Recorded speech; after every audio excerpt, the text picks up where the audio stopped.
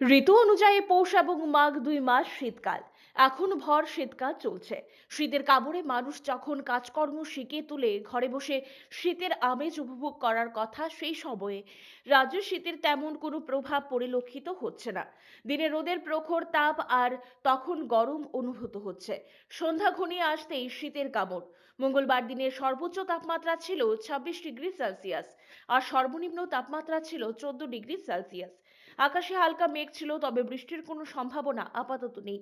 উত্তরে হাওয়ার গতি ৭ কিলোমিটার প্রতি ঘন্টা। দিনে বাতাসে আপেক্ষিক আর্দ্রতা ছিল সর্বোচ্চ ৭৩%, সর্বনিম্ন ৬০%। সন্ধ্যায় দমকা হাওয়া বইতে পারে ১৮ কিলোমিটার প্রতি ঘন্টা।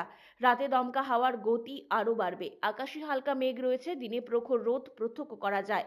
রাতে হালকা কুয়াশা থাকবে আকাশে, তবে রাত যত গভীর হবে তত বেশি শীত অনুভূত হবে। দিনে শীতের অনুভূতি কিছুটা হ্রাস পেয়েছে, এবার গভীর রাতে শীত বেশি অনুভূত হচ্ছে।